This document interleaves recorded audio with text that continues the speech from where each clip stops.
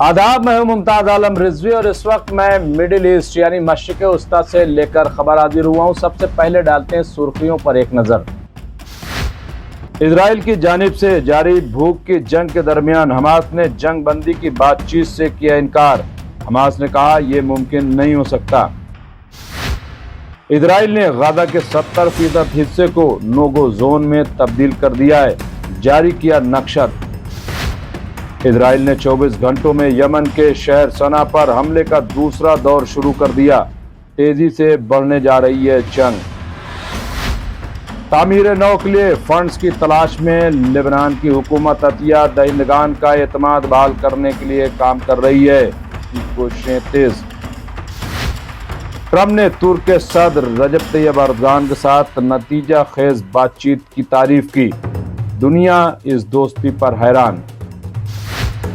मुश्किल सूरत हाल के बावजूद गजा जंग बंदी के लिए सालसी की कोशिशें जारी रहेंगी, कतर ने किया ऐलान।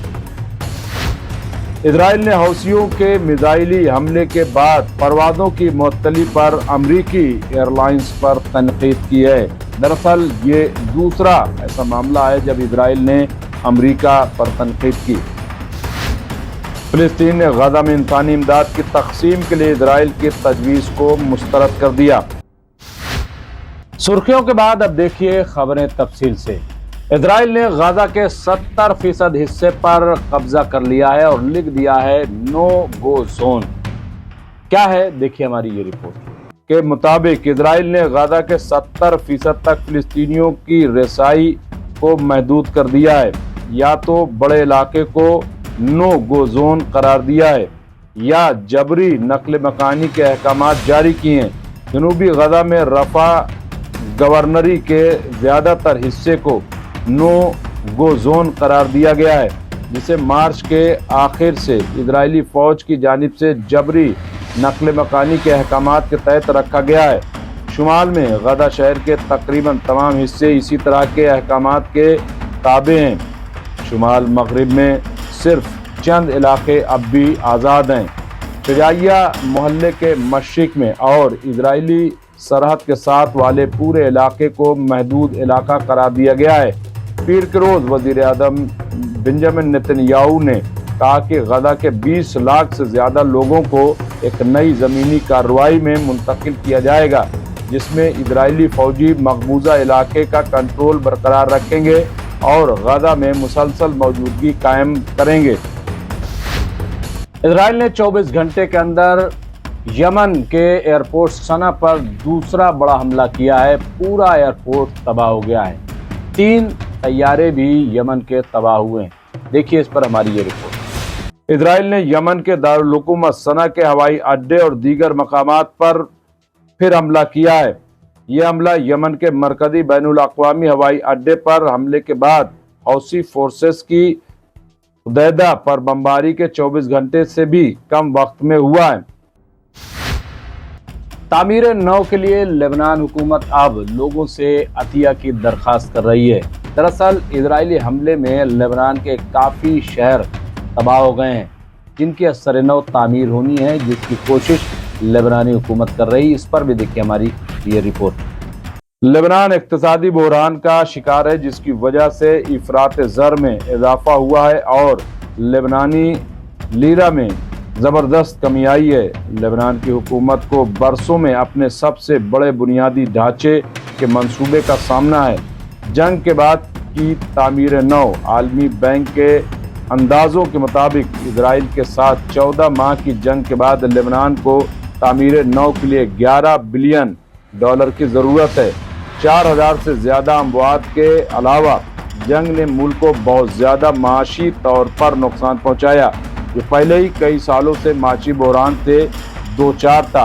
लेबनान में तकरीबन 10% मकानात तकरीबन 1,63,000 यूनिट्स को नुकसान पहुंचाया, तबाह हो गए।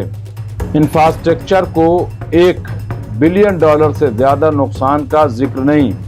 ज़्यादातर मुबस्सिरीन और फरवरी में बनने वाली नई हुकूमत का कहना है कि लेबनान को दोबारा गैर मुल्की इमदाद की ज़रूरत होगी, जैसा कि उसे 2006 में इजराइल के साथ आखिरी जंग के बाद हुआ था। لیکن امداد پہنچنے میں 2006 کے مقابلے میں سست روی ہے، کیونکہ عطیہ دہندگان کی توجہ لبنان، شام اور غزہ کے درمیان منقسم ہے، اور امریکہ جیسے بڑے عطیہ دہندگان حزب اللہ گروپ کے اسلحہ پر شرط کے طور پر اصرار کرتے ہیں۔ حماس نے صاف کہہ دیا ہے کہ اسرائیل نے جو بھوک کی جنگ کا اعلان کر رکھا ہے، جب تک وہ قائم ہے تب تک بات چیت یعنی سیز فائر پر کوئی بات چیت ہم نہیں کریں گے۔ کیا ہے معاملہ، دیکھیے اس پر بھی ہماری یہ رپورٹ۔ حماس کے سینئر اہلکار بسام نعیم کا کہنا ہے کہ جب تک غزہ پر اسرائیل کا محاصرہ اور بمباری جاری ہے، جنگ بندی کی نئی تجاویز پر بات چیت یا غور کرنے کا کوئی فائدہ نہیں۔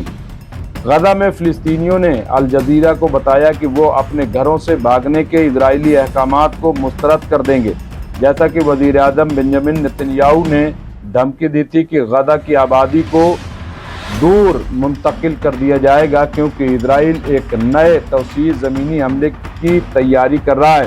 غزہ کی وزارت صحت کے مطابق غزہ پر اسرائیل کی جنگ میں کم از کم 61,552 فلسطینی ہلاک اور 7,52,118 زخمی ہو چکے ہیں۔ سرکاری میڈیا کے دفتر نے مرنے والوں کی تعداد 70,061 سے زیادہ بتائی ہے اور کہا ہے کہ ملبے تلے مزید ہزاروں افراد کے لاپتہ ہونے کا خدشہ ہے۔ ترکی کے صدر رجب طیب اردغان سے امریکی صدر ڈونلڈ ٹرمپ نے ملاقات کی ہے، کئی باتوں پر چرچا کی ہے اور اس کے ساتھ ہی ٹرمپ نے اس ملاقات کو بہت اچھا بتایا ہے۔ کیا بات چیت ہوئی ہے، دیکھیں ہماری یہ رپورٹ۔ ٹرمپ نے ترکی صدر رجب طیب اردغان ساتھ نتیجہ خیز بات چیت کی تعریف کی، دورے کا منصوبہ بنایا۔ ریاستہائے متحدہ کے صدر ڈونلڈ ٹرمپ کا کہنا ہے کہ ان کی اپنے ترک ہم منصب رجب طیب اردغان کے ساتھ بہت اچھی اور نتیجہ خیز ٹیلی فون پر بات چیت ہوئی ہے، اور انہوں نے یوکرین روس کی شام میں جنگ اور غزہ پر اسرائیل کی جنگ کے خاتمے سمیت متعدد صورتحال پر بات چیت کی۔ پیر کو گفتگو کے دوران ٹرمپ نے کہا کہ اردغان نے انہیں ترکی کے دورے کی دعوت دی تھی اور انہوں نے ترک رہنما کو واشنگٹن ڈی سی کے دورے کی دعوت دی تھی۔ کسی تاریخ کا اعلان نہیں کیا گیا ہے۔ ترکی کے صدارتی دفتر سے ایک کال نے تصدیق کی ہے کہ اردغان نے ٹرمپ کو دورے کی دعوت دی تھی۔ ریپبلکن صدر، جنہوں نے وائٹ ہاؤس میں اپنی پہلی مدت کے دوران اردغان کے ساتھ اپنے تعلقات کو بہترین قرار دیا، کہا کہ دونوں ممالک یوکرین میں جنگ کے خاتمے کے لیے تعاون کریں گے۔ ٹرمپ نے اپنے social media platform Truth Social پر ایک پوسٹ میں کہا، میں روس اور یوکرین کے درمیان مذاکرہ خیز لیکن مہلک جنگ کو ختم کرنے کے لیے صدر اردغان کے ساتھ کام کرنے کا منتظر ہوں۔ نیٹو کے رکن ترکی نے یوکرین پر روسی حملے کے بعد سے بحیرہ اسود کے اپنے دونوں پڑوسیوں کے ساتھ اچھے تعلقات برقرار رکھنے کی کوشش کی ہے، اور اس نے جنگ کے خاتمے کے مقصد سے دو بار مذاکرات کی میزبانی کی ہے۔ ثالثی کے لیے جدوجہد کر رہے قطر نے ایک بار پھر کہا ہے کہ راستہ مشکل ہے لیکن ہم ثالثی کی کوشش جاری رکھیں گے۔ دیکھیے اس پر بھی ہماری یہ رپورٹ۔ قطر نے آج کہا ہے کہ غزہ میں جنگ بندی تک پہنچنے کے لیے ثالثی کوششیں مشکل صورتحال کے باوجود جاری ہیں۔ وزارت خارجہ کے ترجمان ماجد الانصاری نے دوحہ میں ایک نیوز بریفنگ میں کہا کہ قطری، مصری اور امریکی ثالثی غزہ میں تباہ کن جنگ کو ختم کرنے پر مرکوز ہے۔ انہوں نے کہا کہ ثالثی کی پچھلی کوششیں فوجی کارروائیوں کے ذریعے حاصل ہونے والی کامیابیوں سے کہیں زیادہ یرغمالیوں کی رہائی کا باعث بنی ہیں۔ قطری ترجمان نے غزہ میں انسانی امداد کے استعمال کو سودے بازی کے طور پر مسترد کر دیا۔ اسرائیل کی امداد کو بطور ہتھیار استعمال کرنے کی پالیسی کو روکنا چاہیے۔ انہوں نے غزہ تک انسانی امداد تک رسائی کو محفوظ بنانے کے لیے بین الاقوامی دباؤ پر زور دیا۔ اسرائیل نے خوراک، پانی اور ایندھن کے داخلے پر پابندی لگاتے ہوئے 2 مارچ کو غزہ کے تمام گزرگاہوں کو مکمل طور پر بند کر دیا تھا۔